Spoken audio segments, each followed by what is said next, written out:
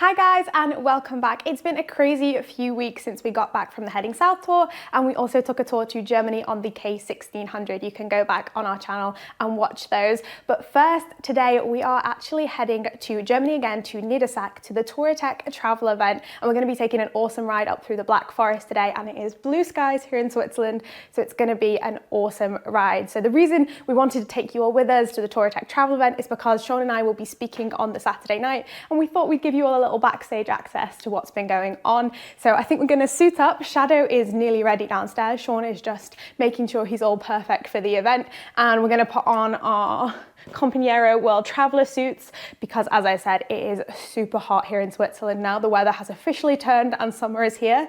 So let's go and enjoy this beautiful weather and head up to Niedersachsen to the Touratech travel event. All right, we are on our way.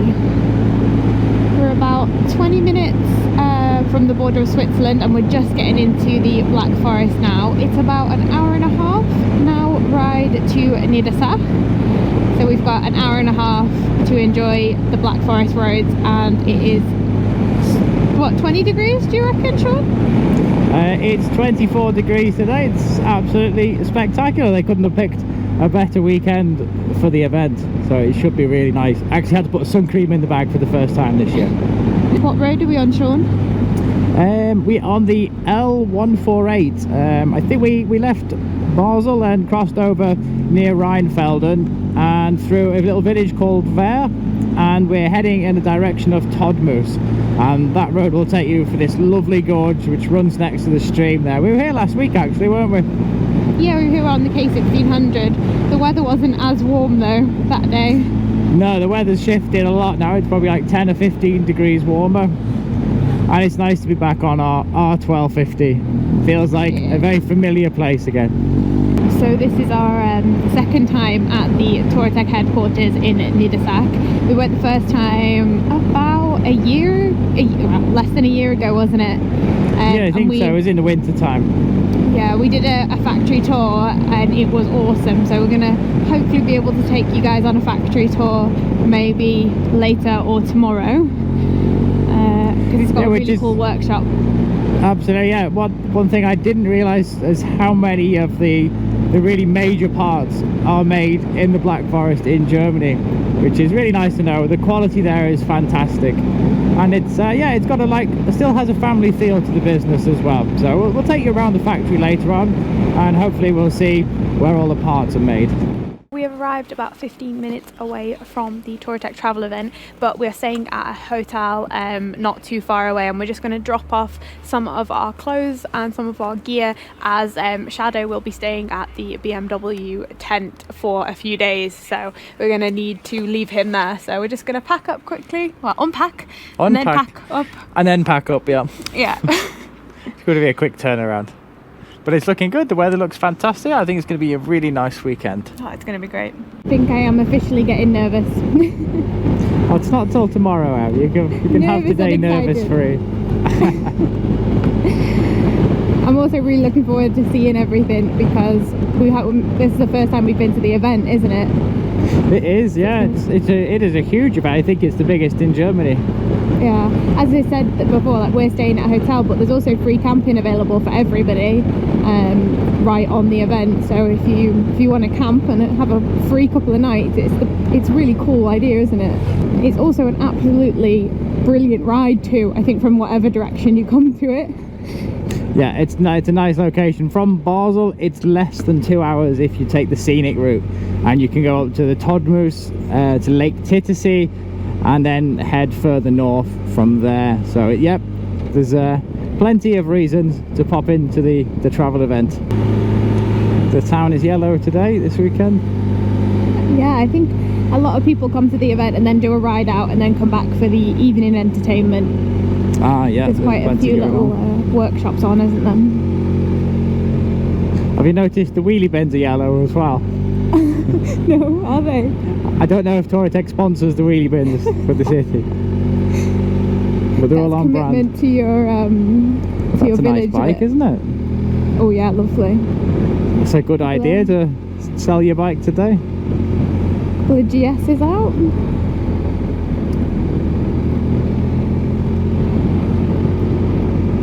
And here we are. Looks good. Wow. And I think that's where one of the workshops is, just to the left. And then got some bike parking, and I think we're gonna be going straight down.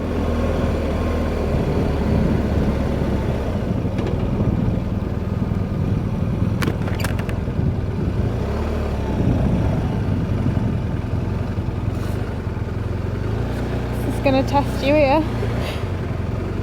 It is, isn't it?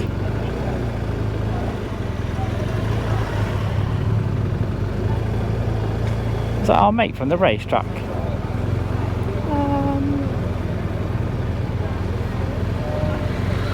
Not sure. Everyone looks the same in the suits, don't they? Have we gone past it yet, or is it further down? No, it's further down, I think. I can see the 100-year BMW sign, which is where we'll be parking our bike today.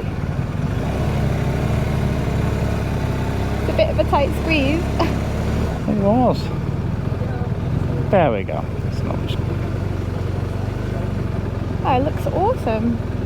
It does. It's a whole little village of bikes. It's only a Friday and it's really quite full.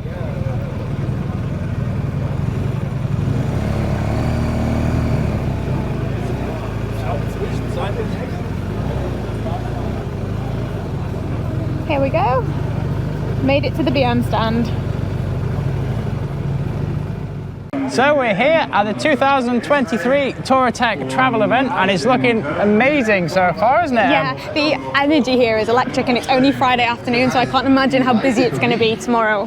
Absolutely, yeah. I think some of the speeches will be starting later on this afternoon, so looking forward to catching a few of those. It's going to be really interesting to see, and we're also here with BMW, and we've got Shadow parked out front, and he looks great. Yeah, he's got a prime spot here at the front. We've got new decals from the last tour that we did, which look really cool. And the stand here from BMW is pretty awesome as well. They've got a few 100-year BMW editions. Here's the R18. They've also got the 9T in the corner, which we all know is my favourite bike. And the M's as well there, which we are actually, well, I'm looking forward to taking them for a spin in August. Yes. We're going to take them on the track. No, but that's something to look forward to. This 9T is stunning. This is your favourite, This is my favourite. Yeah, it's gorgeous, isn't it? I think you'd pick the M1000R and I'd pick the 9T as a third bike, I think. Yeah, and take the M1000RR for the track bike. Yeah. But yeah, we're going to go and get a drink now because it was quite a hot ride in. A nice ride through the Black Forest.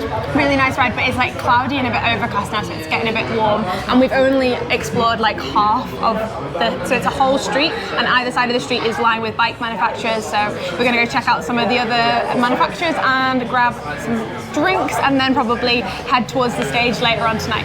Yeah, the stage is a little bit bigger than we thought, yes. So get a little bit nervous, but it should be fun. Just a little bit. We stayed up late last night preparing our video as well. Yeah. So I think we've got everything sorted. So yeah, looking forward to tomorrow. It's going to be exciting.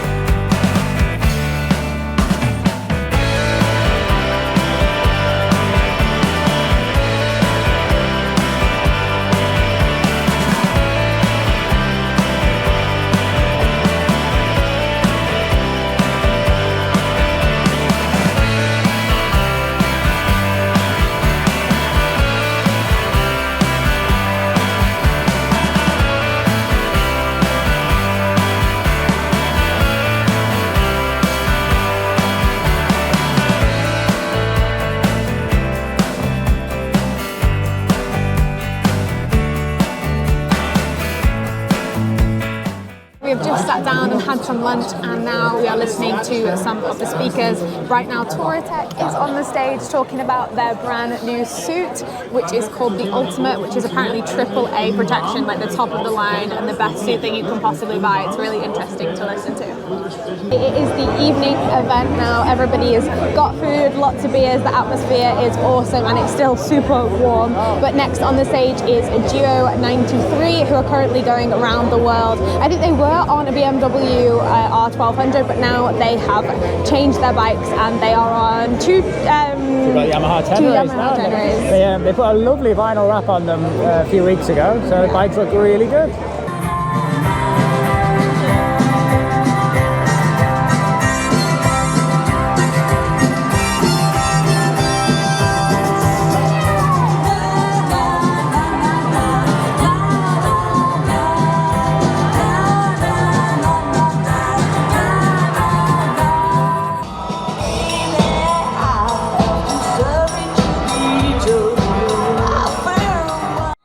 Coming to about 10 o'clock now. We've just been listening to a few talks and speeches, some really inspirational speeches out there. There's a lot of people doing a lot of charity work as well as riding around the world. So lots of ideas for the future tonight. I'm looking forward to listening to a few more tomorrow. And also we're going to be doing our speech tomorrow, which is really exciting and nerve-wracking at the same time. Anyway, there's a few bands on now, so we're going to enjoy the music and then head back to the hotel because we get up early tomorrow and get back to the event.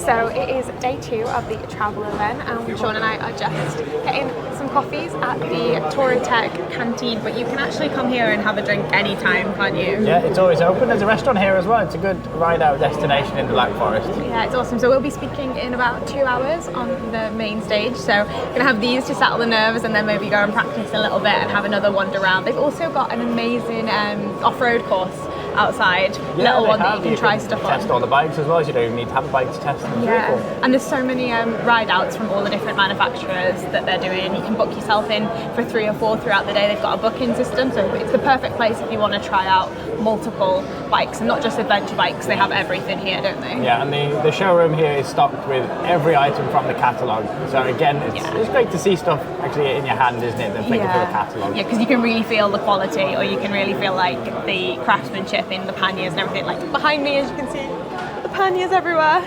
So yeah, that's the plan for the rest of the day. It's been an awesome morning just having an explore around the area, and then tonight is going to be extra special, I think.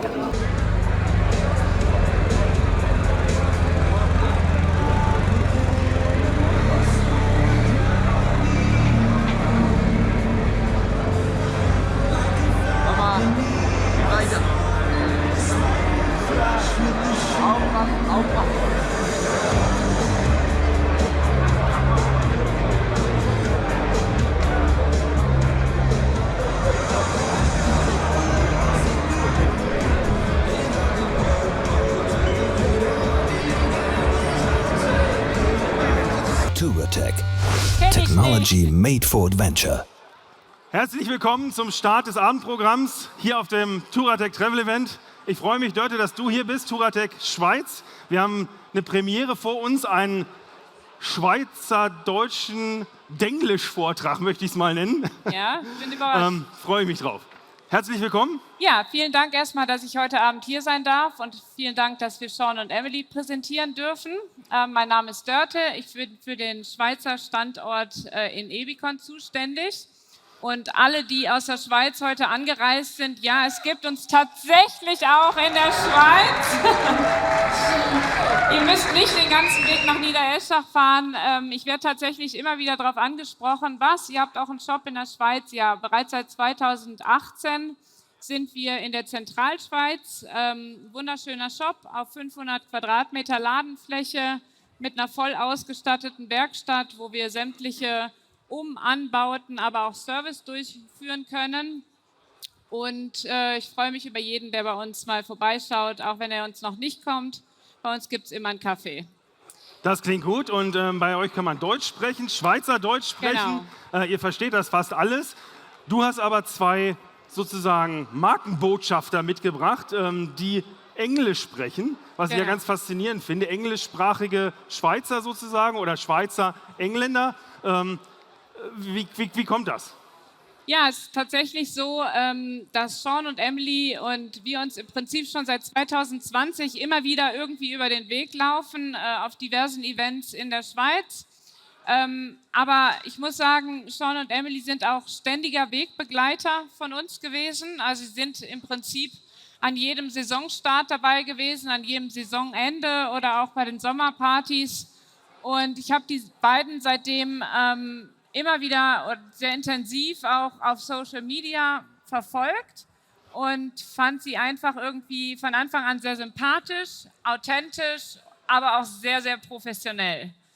Und während des letzten Saisonendes im Oktober 2022 bei uns in Ebikon waren die beiden dann wieder vor Ort. Und wir haben dann ein etwas intensiveres Gespräch geführt, in dem ich dann erfahren habe, dass die beiden ein paar wahnsinnig spannende Reisen vor sich haben durch Europa, aber insbesondere eine ganz große Reise in 2024 around the world. Die beiden leben in der Schweiz schon seit langem und sind passionierte Motorradfahrer. Und wir haben dann relativ schnell festgestellt, dass Touratech für solch einen Trip das richtige Equipment hat. Und vor allen Dingen aber auch, dass die beiden die perfekten Markenbotschafter für uns sind. Und dann haben wir uns zusammengetan und im Februar diesen Jahres auf der Messe in Bern dann eine Kooperation beschlossen in Zusammenarbeit mit BMW Schweiz. Und kurz darauf haben wir dann schon die niegelnagelneue Shadow GS 1250 Adventure bekommen und durften sie komplett ausstatten. Und kurz darauf ging es dann schon für die beiden in Richtung Spanien nach Portugal zurück über Gibraltar. Vielleicht haben es einige von euch schon auf Social Media ein bisschen verfolgt. Ich habe es sehr intensiv verfolgt, fand die Impressionen, Bilder und Eindrücke fantastisch und freue mich sehr auf weitere Reisen der beiden und weitere Reiseberichte. Ja, ich habe das auch verfolgt und die beiden sind für mich eigentlich gerade irgendwie Tag 16 auf ihrer Reise gewesen, aber eigentlich sind sie hier. Sie haben einen kleinen Delay natürlich in der Kommunikation. Ich freue mich, die beiden auf die Bühne zu bitten. Kommt mal rauf. Wir führen das Interview in Englisch und dann gibt es einen kleinen Film dazu. Also ihr könnt schon mal ein bisschen trainieren, euer Englisch. Der Nick Sanders kommt nachher auf die Bühne, den versteht man fast gar nicht. Von daher ja, könnt ihr schon mal reinleuchten.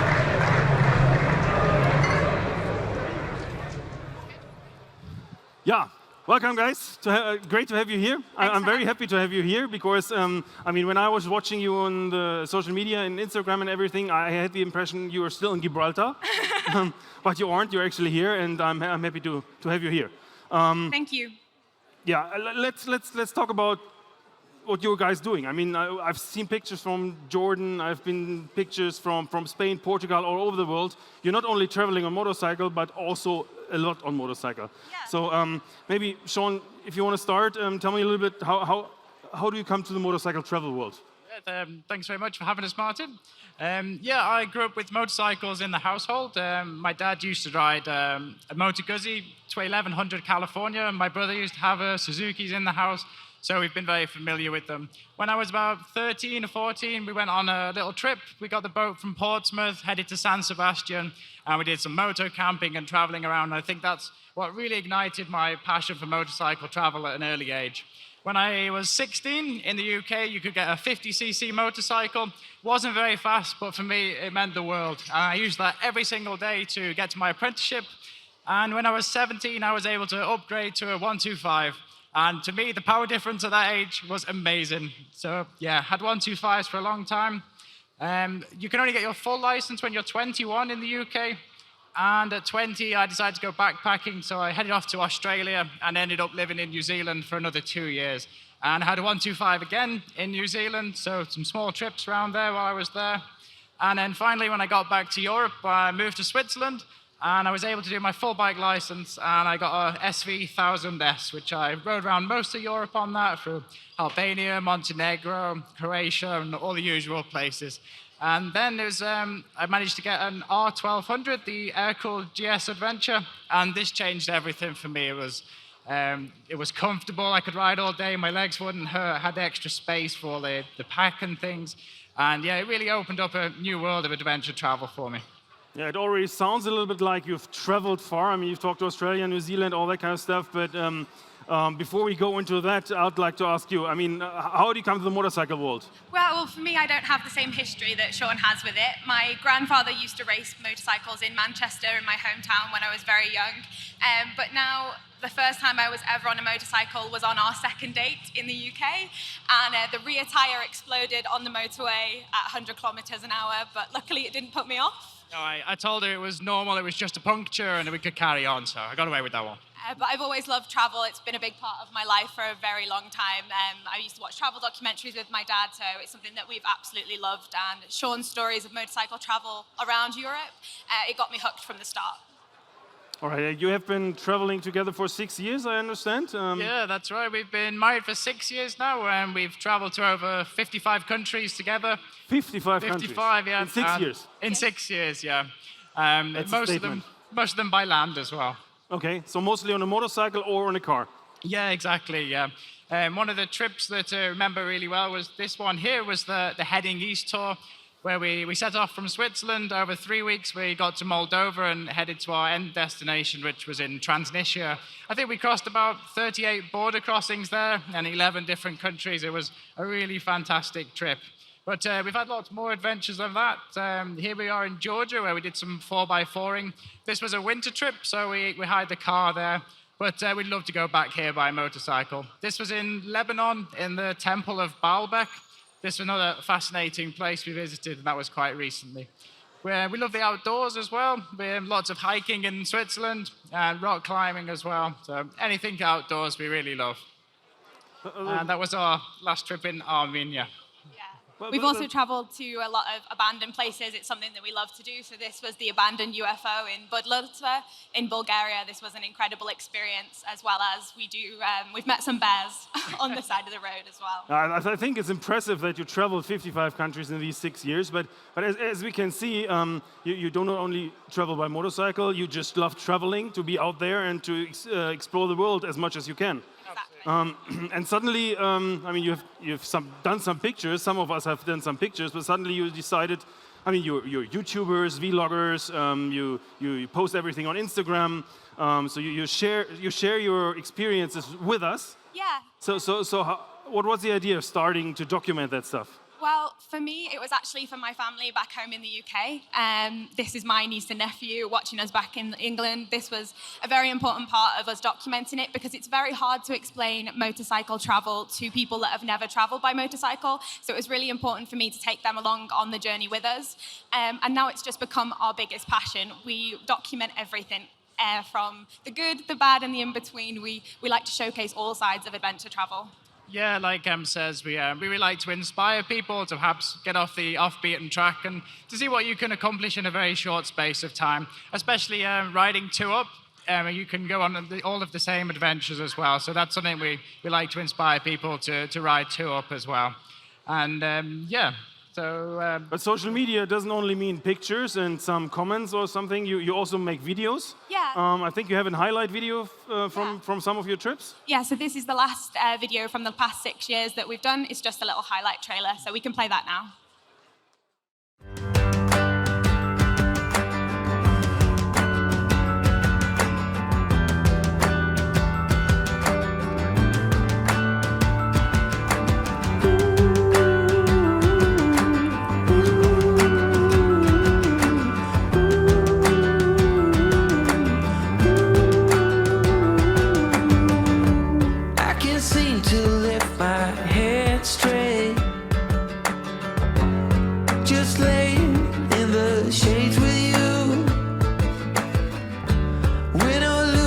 Take it easy,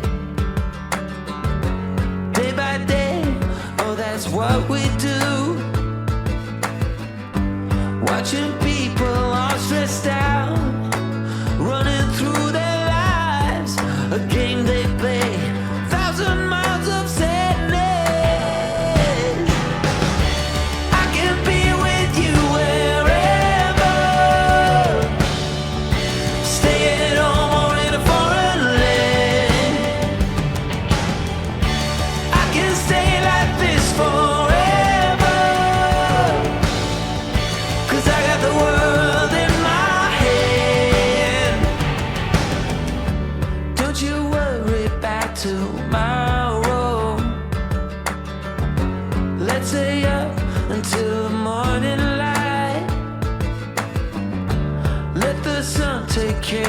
your sorrow.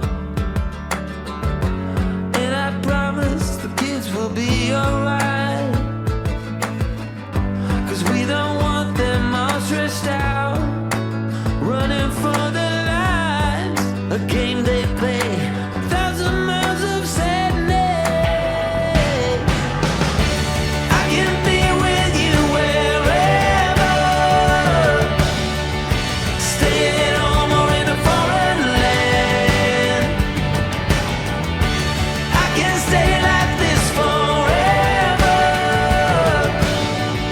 'cause I got the world in my hand. Yes, I got the world in my hand. I got the world in my hand.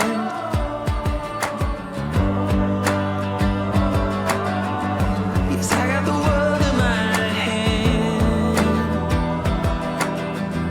Yes, I got the world in my hand.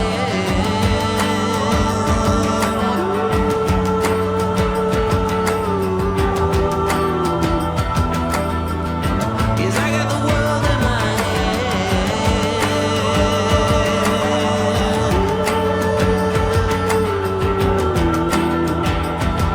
Yeah, I got the world in my hand.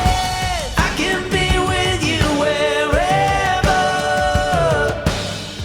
stay at home or in a foreign land. I can stay like this forever, 'cause I got the world in my hand. 'Cause I got the world in my hand.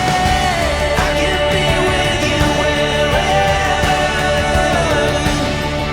stay at home or in a foreign land. 'Cause I got the world in my hand. I can stay like this forever, 'cause I got the world in my hand.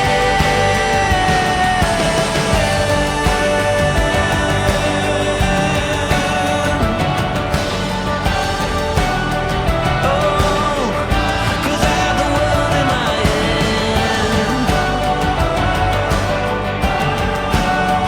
Oh,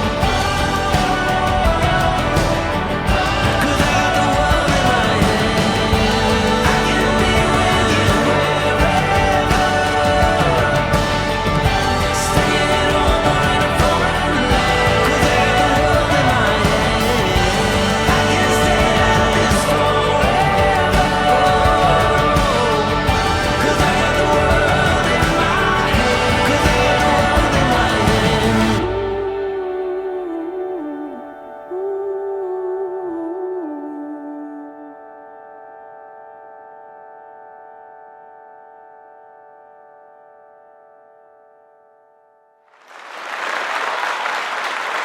Now, obviously, you guys like each other, so that's obvious.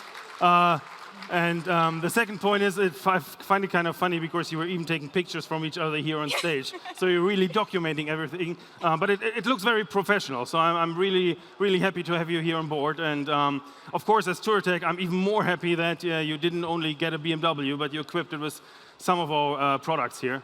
Yeah, the setup looks fantastic. I mean, all black. Has to be beautiful. So what is the most important parts you were thinking about? Yeah, we're really super happy with the setup here, but for us, when you're riding two up, the most important thing is storage space. Because obviously our recording equipment alone will take up the top box. So for us, it needed somewhere to keep our equipment secure. It needed to be protected in case it fall over. So we went with the Ziga Evo X system, which is actually the first fully waterproof pannier set we've had. We've been in downpours, and it's kept everything safe and dry in there. So we're really happy with that. Also, we like to have the added security that if we need to stop by a city or something for an hour or two, we do have the security where keep any unwanted access out. So all in all, we've been super happy with that setup. Plus, the matte black finish, I think, really looks awesome with the triple black bike too. So you're riding two up. That means all of your stuff need to go on the bike and need to go into the Sega boxes. Normally, if you're riding two up, the danger of dropping the bike is quite high.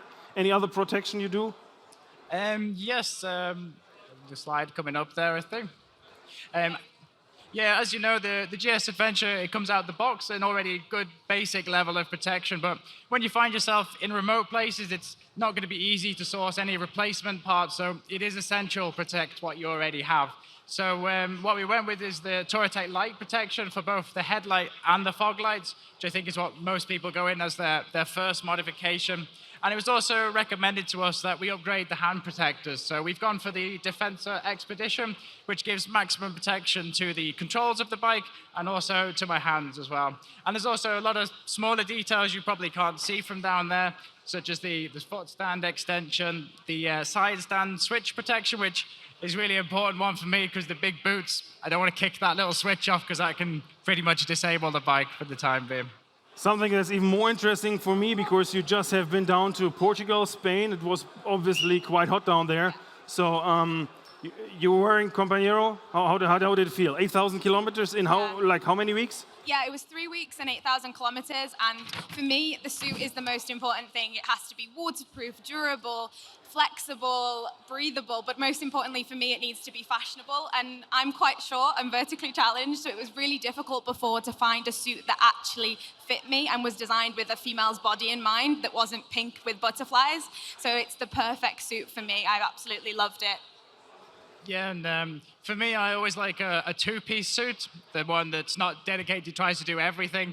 So for me, it was really good to be able to change it to the different climates. I found the ventilation on the suit was fantastic. And even in the Spanish midday heat, it kept us really cool. At times, it felt like we were riding in a t-shirt. The air just gets through really well. And if the wind picks up and the temperature drops or the rain comes down, we just spell on our outer layers. And again, it keeps us protected from the elements. So really happy with that. It's the perfect touring suit. Means the setup's perfect, but what about the life? I mean, you were showing us great pictures. Some of the pictures were in odd places, yes? Yeah. But a lot of times when I follow you on Instagram, it's like the nice and shiny world, and you wake up in the morning and you present where you are, and everything is beautiful. So, I mean, my travel life was different. So what are the challenges when you're out there? I mean, you're a couple, so you're probably more invited from people because you're not two guys on the bikes. But like anyway, you will have challenges out there traveling so much, especially like countries like Jordan or something. Yeah, definitely. Yeah, absolutely. I mean, adventure travel is by no means an easy thing, but if it was, it wouldn't be an adventure at the end of the day. But it is an exhilarating yet demanding form of travel. There's likely to be situations that are going to arise that are going to be completely out of your control. We've got border crossings there, weather conditions, and even roadblocks. So they're things you have to almost prepare for. But while these challenges, they may arise, but they can be mitigated with proper planning beforehand, good research, and always being prepared to be flexible in your plans as well. The expression "fail to prepare, prepare to fail" often comes to mind on our tours. But fortunately, the modern day motorcycles, they're really reliable. But if we keep them maintained and serviced, then just before we set off, we can kind of rely that they're going to be okay. So just as we prepare the bikes before we go, we like to prepare ourselves physically and mentally before we set off. Because riding a motorcycle for extended periods of time in unfamiliar countries or places where there's a higher risk can be both physically exhausting, and this constant heightened sense of alertness that you have to keep all day long can also be mentally tiring. And when riding together, the two up, because we both form a part of the ride, it's important that as a couple that we're both aware of our own limitations and that of our partner. So good communication while we're out on the bike. Yeah, it's really important to have good communication. We're in a lot of very dangerous situations. Border crossings for us can be very dangerous. We often get separated and I often get questioned. So we always have to have a plan beforehand of what we're going to do when we get past the border. If we both have the right documentation, then it doesn't fall on either one of us to be able to handle a situation. So that's really important. As well as sometimes, as you say, it's really hard to document the details of adventure travel. Sometimes you don't want to pull out the camera when you've got helmet hair and you've been on the road for 4 days, or you don't feel comfortable doing it. But sometimes talking to the camera, talking through things, it's a really good skill to be able to just talk through the problem and then move on from it. Yeah, and early on in our travels, one of the challenges was listening too much to perhaps the people back home, because they would base their opinions on perhaps stereotypes or even outdated information, and it can be a discouragement at times. But we find it is good to listen to what everyone has to say, do our own research, but ultimately you have to trust your own instincts. Keep your eye out for any signs of danger and be proactive in trying to avoid any risky situations. Yeah, and I have had helmet hair for 6 years, so that's a big challenge as well. Okay. I mean, it's great to see that, like how you deal with those challenges out there. What are the highlights? I mean, you present so much on Instagram and you have like a daily log, more or less, so we can really follow you day by day on your trips. Yeah. But is it like, I mean, you must film half of the day? Yeah. And then what are the highlights out of this? Yeah, for me, and I think I speak for Sean as well when I say this, the people that we meet along the way are the highlights. The stories that you tell, the information that they give you, the moments that they create together, it's an unbelievable experience that you get to have. As you can see on the screen, we've made incredible connections and had just some of the best moments when it comes to people. It's also the cultures that we get submerged in. They're obviously very different from Switzerland, from where we are when we're in different countries like Lebanon. So it's really nice to be able to fully submerge yourself in the travel and the cultures that we have. And also, as traveling as a couple, that's a highlight in itself for us. The moments that don't get caught on camera, the moments that are just between us, that's also a highlight for us. Yeah, absolutely. One of the things that we really feel is the different emotions as the different places you travel. One of the highlights for me was a couple of years ago when we crossed the border there into Transnistria, where we drove through the no man's land. There was multiple army checkpoints, but then when we finally got through, you're given this complete contrast of the culture there, and that's something that never gets boring, is that change in culture when you go there. And yeah, it can be a road or a track, that could be a highlight. There's so many different highlights with adventure travel. Yeah, and often going to places that nobody's been to, villages that you pass through that you'd never normally go through. If you flew into a city and then flew out, they're definitely the highlights, as well as animals for us on the road. We've had amazing animal encounters. Recently, we actually got stopped by a hyena when we were in Israel. That one was a little bit too close for comfort. We were just taking some photos there, and I heard like the rocks like rustling in the back. We looked up, and he was about 20 meters from us, and he was huge. Yeah. But fortunately, he took one look at Emily, and he ran off into the distance, so he knew best. Yeah. But the most recent highlight for us has definitely been this trip we just got back from, heading south tour. We went to a place called the Bardenas Riles in northern Spain, and that was definitely our biggest highlight. That's actually the next thing. I mean, you can go to faraway places, and you've been to some faraway places, but something that you've just done recently is a tour that everybody can do, and I recommend it especially for the winter months here in the Black Forest or in Switzerland. It's the same. We call it Winterflucht in German, so you just try to run away from the cold, and that's what you've done during the last weeks, which was already quite warm then. Yeah, it was a really warm trip, and we spent the past 3 weeks on tour. We wanted to reach Gibraltar. That was kind of the main point of the tour, and we set off and headed straight for the Spanish coast in San Sebastian and went on from there. Yeah, exactly what you said there, Martin. It's been a long winter this year. I thought it would be warmer a lot earlier, and in the end we just wanted to go somewhere warm, so we said, okay, we'll go Spain and Portugal. But one of my first thoughts was it's like resorts and beach hotels and stuff, which we're not so interested in. But with a little bit of research, we found that there's lots of really hidden gems in Spain, and it's a place that's accessible to everyone. Yeah, we wanted to do like a little bit of off-road, like off-road gravel, some cool tracks, but also like the most recognizable roads. We also went into the cities, did all of the villages, really wanted to immerse ourselves in the Spanish culture as well. So we love to camp cook when we travel, so we did a lot of that in Spain, as well as camping. This is our MSR Hubba Hubba tent that was the test out for this trip, ready for our bigger ones that are coming up. And we also did the highest road in Portugal, which was definitely a highlight for the both of us. Yeah, and as you saw in the previous video, we'd not long picked up this R1250. I think we picked it up on a Friday. Then we had to put the run-in kilometers over the weekend, so we needed to do about 800 kilometers so we could get the first service.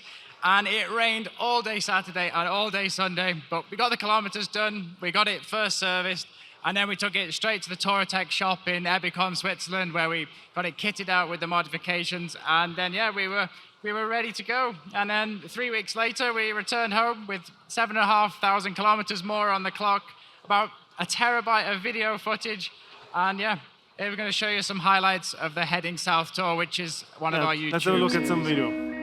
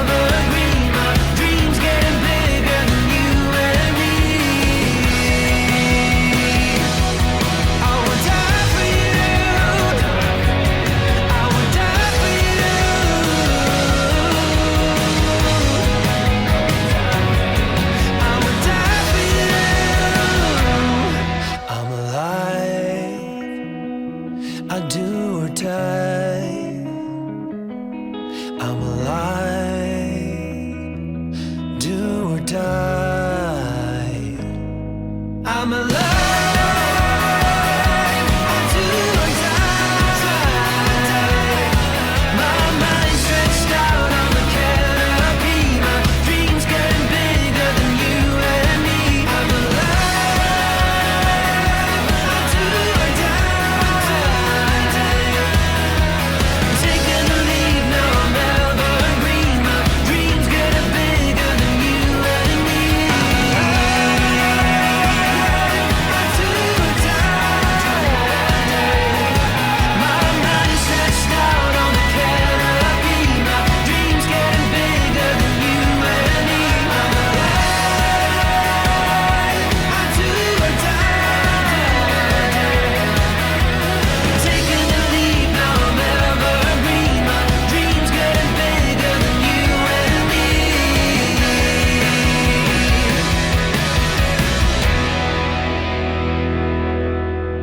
Yeah, I hope many of you have recognized those places. This is Europe, and all of you can experience that just by hopping on a bike here and going there.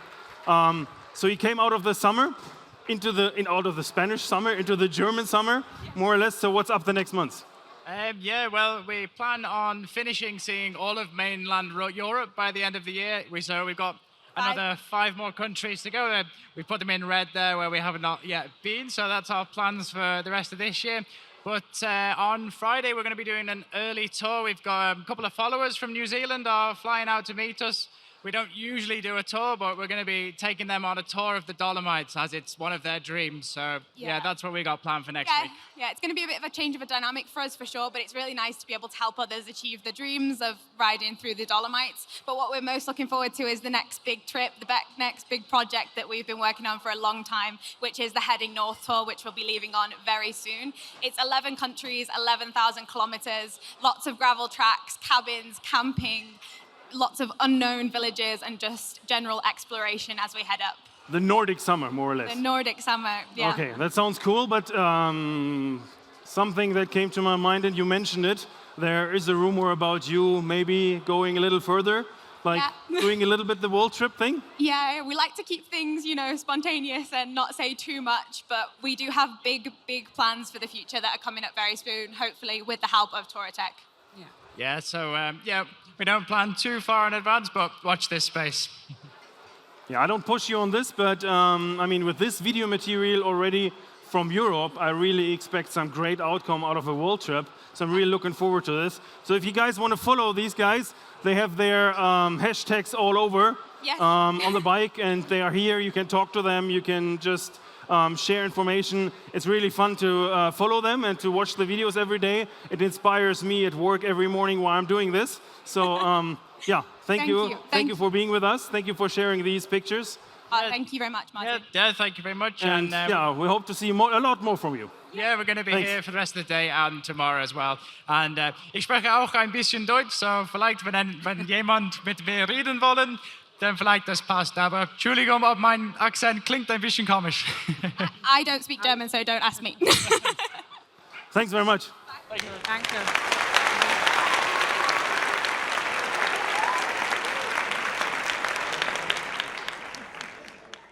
All right, well, we finished our speech now and we can finally relax. I think it went rather well. It did. It was incredible experience, and the fact that Nick Sanders gate crashed halfway through. It was halfway through his speech. Legend that he is, Nick Sanders came up on the stage too, which was awesome. But it was such a highlight for us to be able to do that event and finally get it over with. And actually, here is Nick Sanders riding his Yamaha. Here he is now.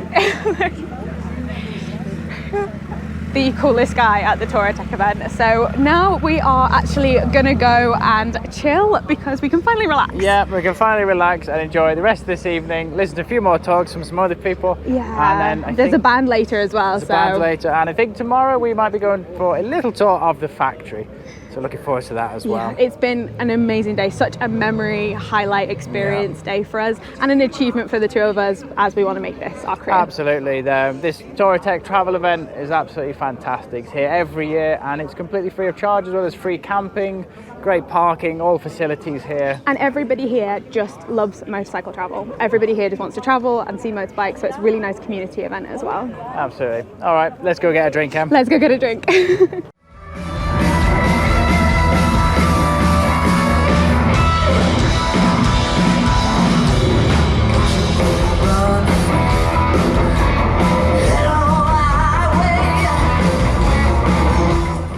Just behind me here is the original Touratech factory. This is where it all started, where all of the old original parts were made and where they're still made today. Interesting fact is this place here actually used to be a tennis court and it was converted into their workshop today, which is still in operation very much today.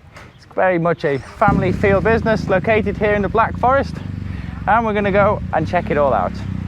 We're in one of the main production halls here and it's absolutely fascinating to see. It's really neat and tidy in here. And just behind us here is all of the sheet metal and milling machines. And also on the opposite side, they've got state-of-the-art laser cutters, which guarantee the accuracy of all of the parts. It's really fascinating, isn't it? It is. It's kind of incredible that it's still made here in Germany. It's something that I don't think I'll ever get over, and I love about the Touratech brand. Isn't it? Yeah. Oh, there's a robot here as well. So they're combining a lot of modern technology with all of the traditional techniques. This area here is where all the sheet metal aluminium comes in, and also all the tubular aluminium that goes into making all of the pannier racks. And I think you can identify a few of these parts here. To think how many bikes are going to be into production that these parts are going to be on, it's quite amazing really. But this place here can really produce a lot of good quantity and great quality as well. It's really great that you can come to the factory here and see where everything's made, and you get the guarantee that the quality is kept in-house, so they can really control everything that's being made here. You can also see that sustainability is also a big issue here. It's something they strive to maintain. Just behind me there is the recycling boxes for all the offcuts of the aluminium, and they also have all these packaging containers here which are sent out to the distributors and also returned, so it's reusable packaging, which is great to see. There's the other old section of the Touratech factory. There's a lot of history here. Just about to go into the workshop where they make all of the panniers, the Ziga panniers, and also the BMW OEM panniers that are going to be on all of the GS adventures out there. We are now here in the assembly center of the panniers and also the final assembly of all the rack systems as well. So we're going to go see where the panniers are put together and made. So we saw before where the raw materials come through to make these boxes here. The sheet metal is laser cut over there. Just behind me there we have another laser cutting machine. All of the parts for the panniers are pre-cut here. You can see they're beautifully stacked there. And then they are rolled and formed. And there is our basic pannier being made there, ready to go into its final assembly. Really cool to see all these parts and the panniers in their early stages. Just behind me here, I think, is where all the parts of the sheet metal are rolled and formed. You can see a very early stages of one of the panniers here. That's the one that goes on the exhaust side, I think. Well, there's a whole host of different machines here, and I'm absolutely very excited to be here and see all these things. It's an absolute dream to have a garage like this. Just behind me here is the pannier systems for all of the BMW GS's out there. This is the final assembly row where they put all the extra bits, the rubber seals, the plastic corner pieces, and there's quite an assembly line going on here. So again, all of these made in the Black Forest in Germany. And it's quite good that we can come here on a Sunday where it's nice and quiet, but we've been here before on a weekday and this place is bustling with people. There's a really good atmosphere here. And it's a nice, clean, efficient place to work. One of the final areas before the panniers go out to be delivered is the quality control section, where each pannier is inspected to make sure it lives up to the high standards that everyone expects from there. It's the last day of the Touratech travel event, and it's the Sunday here and it's still really busy. The sun is still shining. It's an absolutely fantastic day. Really enjoyed looking around the factory there. It's so fascinating to see all the machinery, the raw aluminium being shaped into all the panniers and all of the other parts that are made here. We're going to head into the main building here, which is open all week long. I think Monday to Saturday you can actually pop in here on your bike. It's a great little trip around the Black Forest. And they've got a big showroom here where they have all of the parts, the clothes and equipment on display here if you have a look at. So if you're riding through the Black Forest, definitely come and check out the Touratech headquarters. All right, that's it from us here at the Touratech event. We're going to head back through the Black Forest back home to Basel. But first, we've got to get out of this crazy street. Just got to get out there, we've got to get suited up and we'll be ready to go. I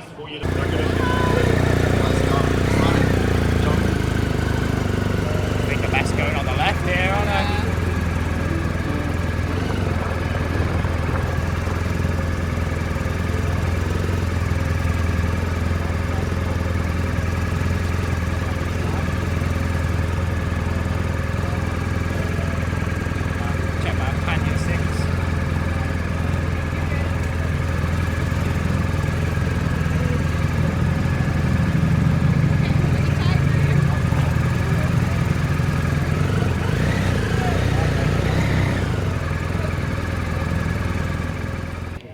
Right, we are about ready to go. Let's hit the road.